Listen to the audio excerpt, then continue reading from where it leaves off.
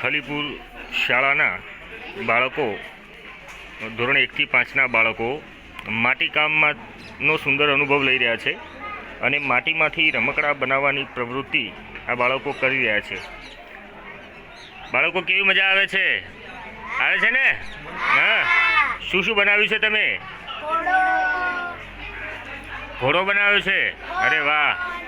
ફળફળાદી બનાવ્યા છે. ખૂબ સરસ, ખૂબ સરસ, ખૂબ સરસ આયોજન બાળકો દ્વારા અને ખૂબ સરસ કલાત્મક નમૂનાઓનું નિર્માણ પણ બાળકો દ્વારા કરવામાં આવ્યું આપણને દેખાઈ રહ્યું છે. શાળાની દીકરીઓ પણ ઓછી ઉતરે એવી નથી. એમણે પણ સરસ માટીના રમકડા, ચૂલો, વેલણ વગેરે વિવિધ કલાત્મક નમૂનાઓ બનાવ્યા છે. સોફા સેટ, રસોડાના સાધનો, ઢીંગલો, ઢીંગલી સરસ મજાના નિર્માણ કરવામાં આવ્યું છે. આપ જોઈ શકો છો. અહીં આપ જોઈ શકો છો કે દીકરીઓ એકબીજાના હાથમાં મહેંદી મૂકી અને સરસ પોતાનું કૌશલ્ય દાખવી રહી છે. મહેંદી મૂકવાનું લાઈવ આપ જોઈ રહ્યા છો અને આનું નામ આપ્યું છે લાજવાબ મહેંદી સ્ટોલ.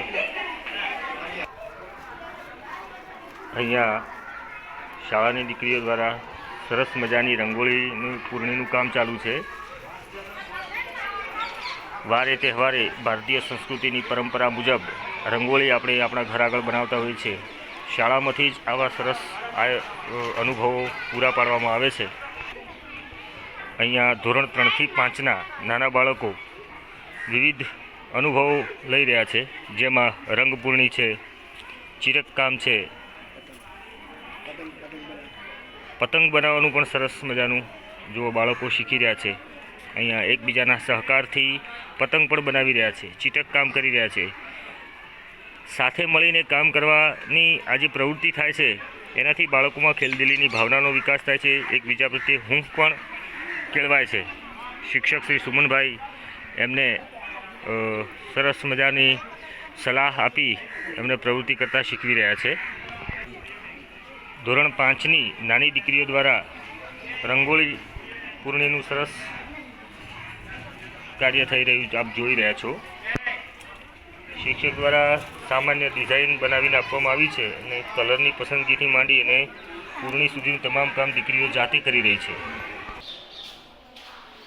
બાળમેળાના આ આયોજનમાં ધોરણ 1ના નાના બાળકો પણ પાછા પડે એવા નથી. નાના બાળકો પોતપોતાના કૌશલ્ય અનુસાર ચિત્રકામ કરી રહ્યા છે, રંગપૂર્ણી પણ કરી રહ્યા છે અને કેટલાક બાળકો તો સરસ ચીટક કામ કરી રહ્યા છે. શિક્ષક દ્વારા એક સરસ ઝાડ દોરીને આપ્યું ને એમાં પિસ્તાના ખાલી ખોખાથી આ બાળક એને પાંદડા બનાવી રહ્યો છે. આપ જોઈ શકો છો કે નાના નાના બાળકોમાં પણ કેટલા કૌશલ્ય હોય છે. જુઓ, આ એક અલગથી જ બેસીને જુઓ કેવું સરસ મજાના અલગ અલગ ફળોમાં રંગપૂર્ણી કરી રહ્યો છે. ખૂબ સરસ આયોજન કરવામાં આવ્યું છે. ધોરણ 2ના બાળકો અલગ અલગ ચિત્રોમાં રંગપૂર્ણી કરી રહ્યા છે. રંગપૂર્ણી પૂરી થયા પછી એમાં કેટલાક બાળકો ચીટક કામ પણ કરી રહ્યા છે. પિસ્તાના ખાલી ખોખા, બીજી કેટલીક ચાંદલા અને વગેરે વસ્તુઓ લઈ અને આ બાળકો ચીટક કામની પ્રવૃત્તિ કરી રહ્યા છે. બેટા જોવા દે. મિત્રો, આ છે ધોરણ 3ના બાળકો અને એમના વર્ગ શિક્ષિકા બેન રૂ અને બીજી કેટલીક વેસ્ટેજ વસ્તુઓમાંથી બાળકોએ કેટલાક નમૂનાઓ બનાવ્યા છે. આપ જોઈ શકો છો અલગ અલગ ફળફળાદી અને જેવી વસ્તુઓ એ રૂમાંથી નિર્માણ કરી છે. એમની વયકક્ષા અનુસાર આ બાળકો વિવિધ નમૂનાઓ બનાવી અને પોતાના કૌશલ્યનો પરિચય આપી રહ્યા છે. હા, ઊનમાંથી એક નાનકડું પપેટ બનાવ્યું છે. ખૂબ સરસ આયોજન કરવામાં આવ્યું છે. જીવન વ્યવહારના વિવિધ કૌશલ્યોમાં અત્યારે હાલ લેટેસ્ટ સમય પ્રમાણે હેરસ્ટાઇલ લેવી એ પણ એક કૌશલ્ય કહેવાય છે. એમાંથી પણ બહેનો ખૂબ સરસ કમાણી કરી રહી છે. શાળા કક્ષાએ જ આ હેરસ્ટાઇલ લેવાના પણ અનુભવો દીકરીઓ દ્વારા પૂરા પાડવામાં આવી રહ્યા છે. શિક્ષિકા બેનના માર્ગદર્શન અનુસાર અહીંયા આપ જોઈ શકો છો કે દીકરી હેરસ્ટાઇલ બનાવતા શીખી રહી છે. આમ ખલીપુર શાળામાં 1 થી 5ના બાળકો માટે બાળમેળો અને ધોરણ 6 થી 8ના બાળકો માટે જીવન કૌશલ્ય આધારિત બાળમેળાનું ખૂબ સરસ મજાનું આયોજન કરવામાં આવેલ છે.